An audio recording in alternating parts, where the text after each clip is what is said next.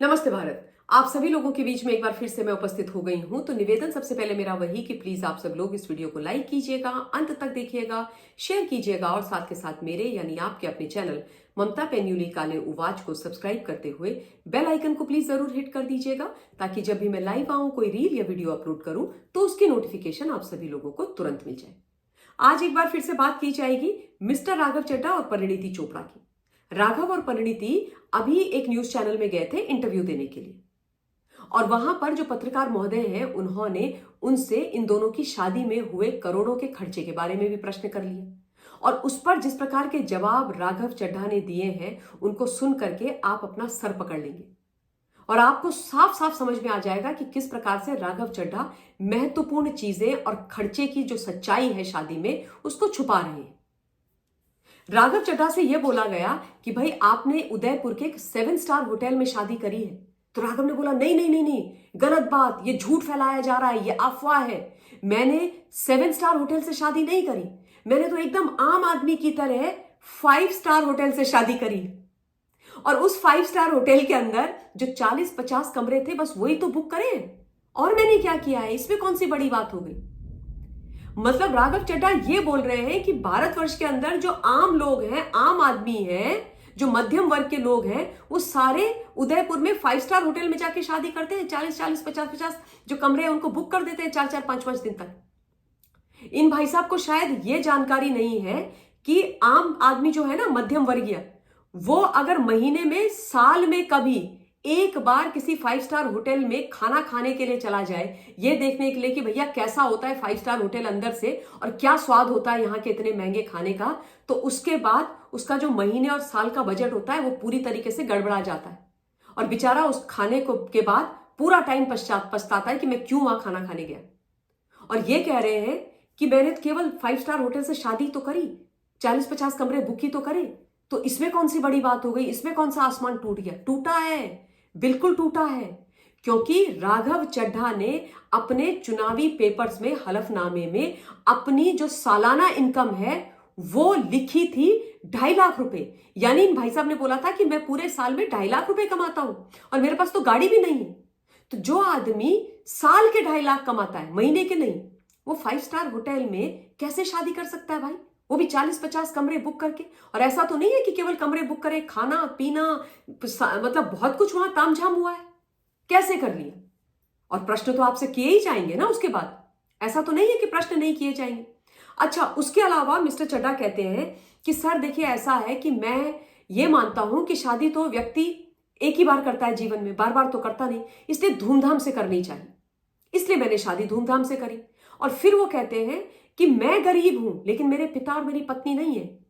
I am a poor son of a rich father and I am a poor husband of a rich wife. एक rich wife का मैं बहुत गरीब husband हूं और एक रिच फादर का मैं एक बहुत गरीब बेटा हूं। और इन लोगों ने पैसे खर्च किए, मैंने कोई पैसा खर्च नहीं किया। मैं यहां पर राघव चड्ढा से यह बोलना चाहती हूं कि बहुत अच्छी बात है कि आप एक बहुत ही रिच मैन के बेटे हैं, बड़ी अच्छी बात है। तो फिर how about going and staying in your dad's mansion, जो उन्होंने बहुत बड़ा बंगला राजेंद्र नगर में, ओल्ड राजेंद्र नगर में बना के रखा है, उसमें जाकर के आप क्यों नहीं रह रहे हो? आप क्यों दिल्ली में, दिल्ली के टैक्स पेयर के पैसों में सरकारी बंगले में रह रहे हो? उस सरकारी बंगले में जिसके लिए आप एंटाइटल्ड भी नहीं हो रहने के लिए, वो सरकारी बंगला जो कायदे से आपको मिलना नहीं चाहिए था, गलती से मिल गया, और जब आपसे वापस मांगा गया राज्यसभा के सचिवालय के द्वारा, तो आप कोर्ट में चले गए लड़ने के लिए कि नहीं मैं यहीं रहूंगा। भाई मेरी जानकारी के हिसाब से जो आम आदमी पार्टी के राज्यसभा के बहुत ज्यादा रिच सांसद हैं, वो तो कोई भी नहीं रह रहे हैं इन जो अलॉटेड घर है उनमें। जैसे मिस्टर मित्तल राज्यसभा के, इनके पंजाब के सांसद हैं, उनको घर अलॉटेड है पर वो रह नहीं रहे हैं, उसी घर में तो जाकर के अब अरविंद केजरीवाल रह रहे हैं। ऐसे ही मिस्टर गुप्ता, उनको भी घर अलॉटेड है पर वो अपने घर में रह रहे हैं, क्योंकि उनके जो घर हैं वो सरकारी घरों से करोड़ गुने अच्छे हैं। तो भाई अगर आप इतने अरबपति खरबपति पिता के बेटे हो, तो आप अपने उस ताजमहल में क्यों नहीं रह रहे हो? क्यों आप इस सरकारी घर में पड़े हुए हो? सही बात कि नहीं बात? या फिर कहानी कुछ और है जो आप लोग भी समझ रहे हैं, मैं बस मुंह से बोल नहीं रही। उसके अलावा इन्होंने कुछ और चीजें भी बोली।